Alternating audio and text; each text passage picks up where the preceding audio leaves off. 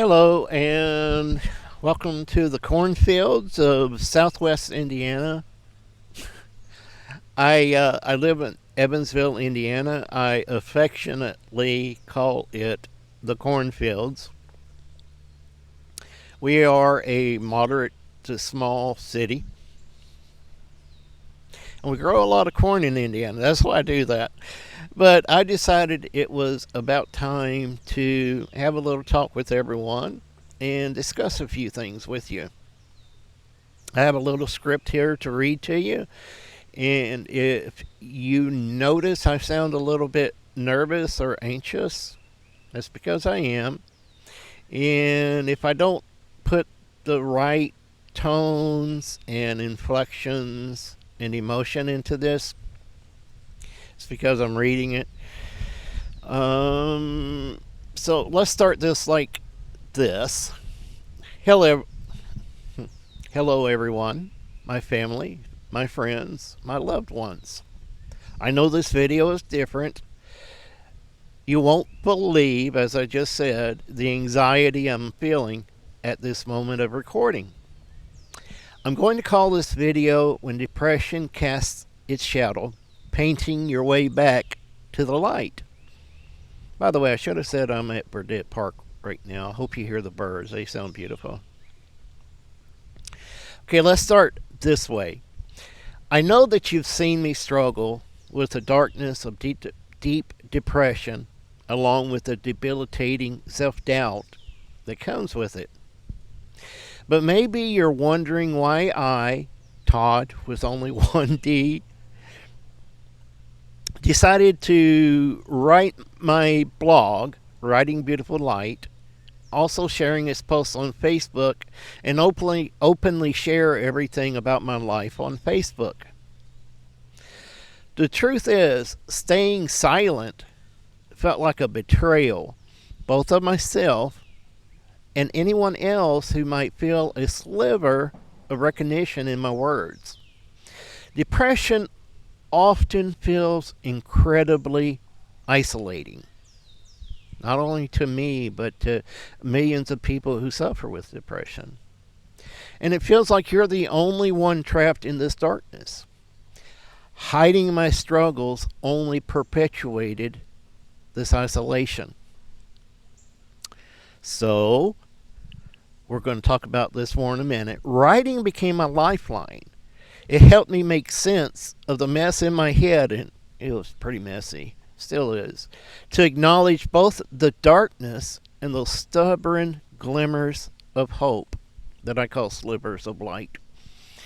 Over time, a strange, quiet strength emerged with writing, through writing. A realization that my pain held a kind of terrible beauty, a hard-earned resilience that might help others.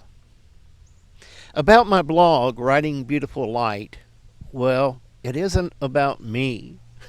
And while I very much enjoy writing my stories I post in the blog and here on Facebook, my only hope when I post them is that someone might read them and have them brighten their day. So, it's about forging a connection, about saying, I see you, I understand. And even when it feels hopeless, you're not alone in this struggle. It's a place to remind ourselves that we are points of light, no matter what darkness might threaten to consume us. So let's discuss all of this in the following 12 points. Point number 1. I do all of this because I want us together to share in a deeper dive to understanding depression and self-doubt. So for a long time, you see, most of my life, depression choked my confidence. It erased any belief I might have had in myself. So I hated who I was, what I did. And even when I achieved something, even when a flicker of beauty came into my life or shimmered in my writing, it was quickly drowned out by the relentless voice of self-doubt. So psychologists and philosophers have explored this existential struggle. And I've only recently discovered I'm very much an existentialist by philosophy, philosophical belief, although I never ponder on that or think about it. But my writings are very highly suggestive. That's exactly what I am. I'm an existentialist. But, anyways, but even within that darkness, the human spirit craves something more. That stubborn ember inside me refused to die, yearning for a brush stroke of color and a flash of genuine joy or happiness. And isn't that what we're all searching for in life? Point number 2. I do all this because of the uplifting potential found in honest and transparent therapy. That is to say, it was my turning point for me. Therapy helped me discover my voice, and perhaps therapy can help you find your voice too. So everything changed when I started working with a skilled psychologist. She actually became my life coach, a beacon in my darkness, a guiding star, encouraging me to explore myself honestly and to find healing. She saw something in my writing because I always brought something that I had written to our sessions to help facilitate what we would talk about that day. She found a beauty in my writing that I was blind to. She encouraged me to keep writing, to share my stories in our sessions. For the first time, someone else believed my words. But I'll tell you, at first, her compliments felt like hollow echoes. They really did. Impossible to believe. They really were. But slowly, almost imperceptibly, a seed of hope was planted. So as I'd read and revisited my writing, a flicker of pride sparked. I think to myself, did I really write that? And sometimes I think, this was really good. That's why I would ask myself, did I write that? And occasionally the whispers grew louder. And it did that because I'd think about my friends and even strangers who from time to time would comment on the beauty they found in my words. That fueled the fire, a tiny flame challenging the suffocating darkness. Excuse me with my stutters. I do that as a person who just stutters naturally. And I'm also doing it probably more today because I'm at Burdett Park and the wind is blowing and it just rained overnight and it's pretty chilly back here underneath in the shade of the trees.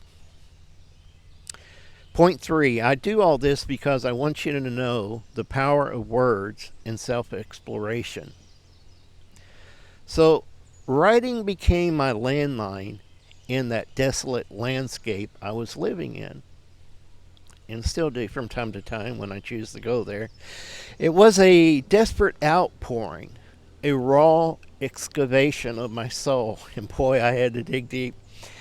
I poured out the suffocating darkness alongside those stubborn glimmers of hope.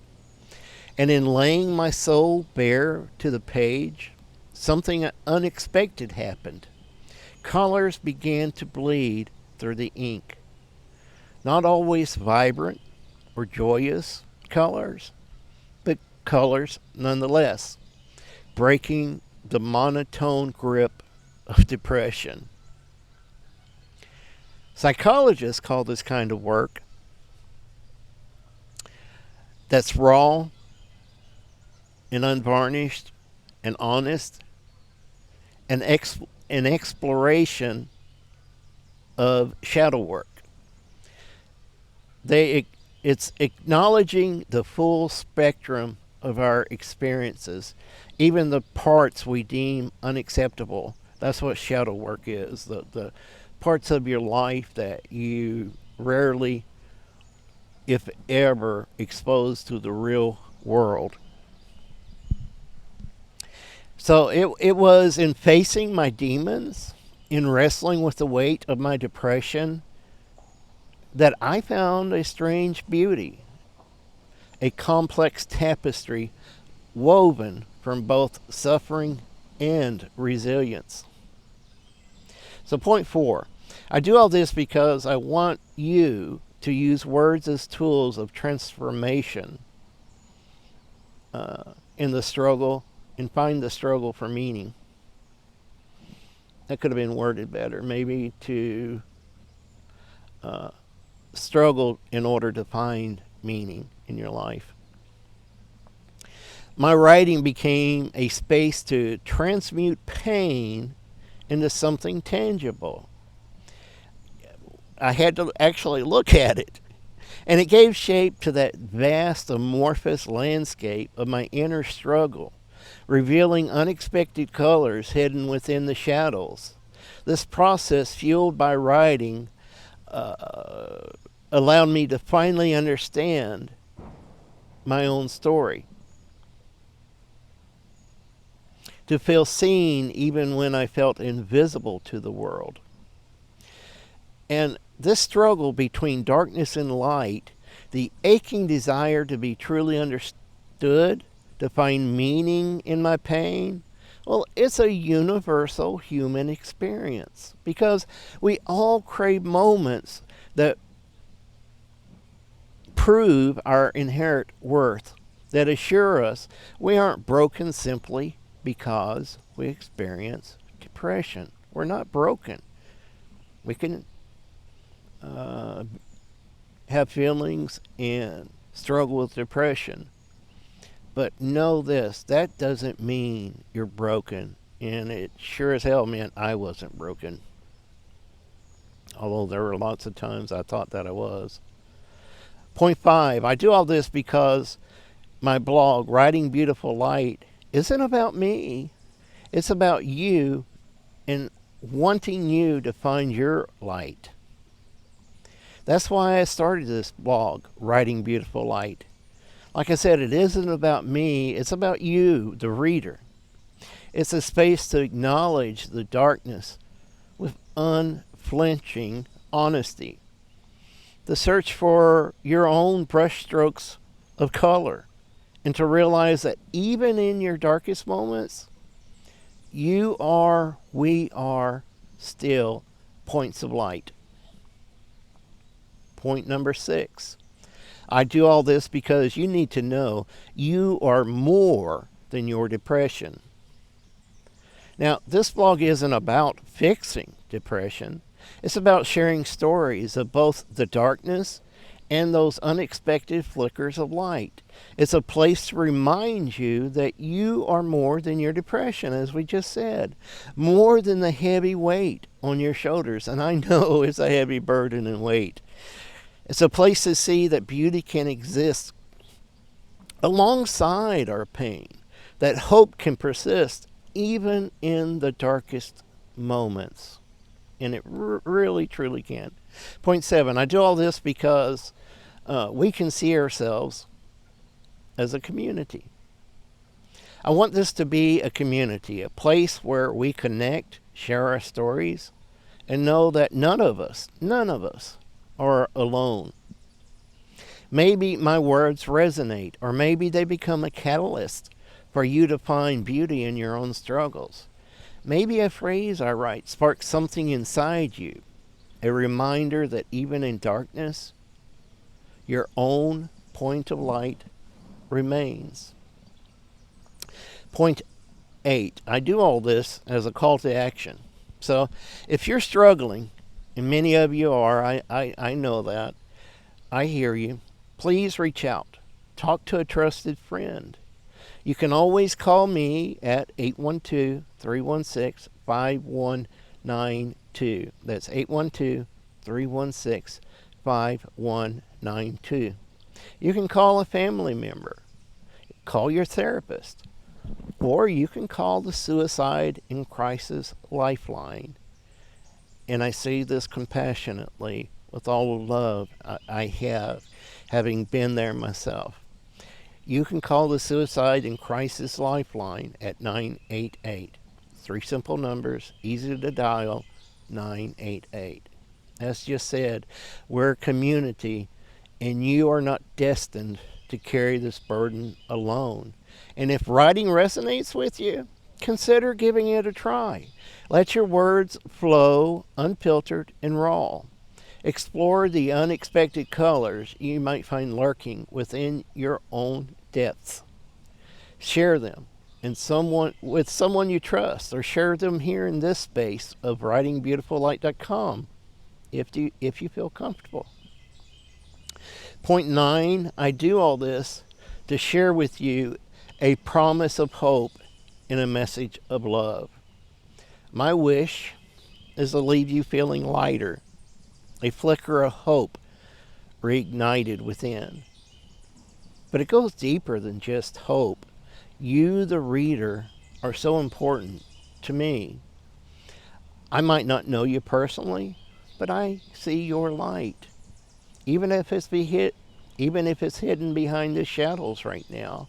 I feel a deep love for you, a connection born of feeling exactly the way you feel, have felt, might feel in the future. A love for that resilient point of light within you. A love for your struggles, and a love for all that you will become. Seriously. People love you. So many people, so many family and friends love you. It's ridiculous. Life, even amidst the darkness of depression, holds the potential for beauty. And writing for me, and maybe for you, can be the key to uncovering this beauty. So let's explore this together. Point number 10. I do all this because I want you to discover new definitions for the words light, color, and beauty in order to redefine your world. So let's do this. Let's imagine light as a metaphor for a change in how we perceive.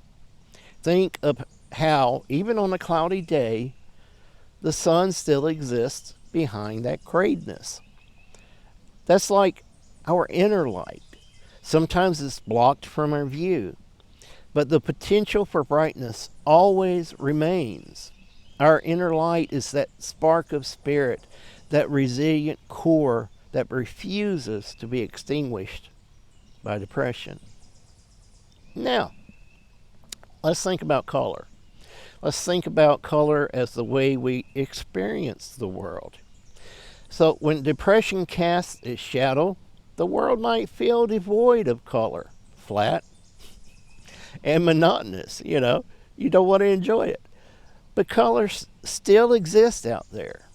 We might just need help finding them again. Colors are emotions, the richness and the vibrancy of joy, sadness, anger, peace. So it colors the full spectrum of being human. Writing can help us rediscover those colors within us. And finally, beauty is the synthesis of all the above, the light and the color, and then beauty is the synthesis when we put that together. And it's how we take that light, that unwavering inner spark, in the rediscovered colors of our experiences, and use that to create meaning.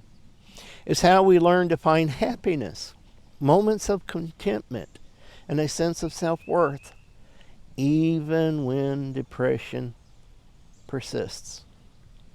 Point 11. I do all this because I want you to use writing as a journey for rediscovery.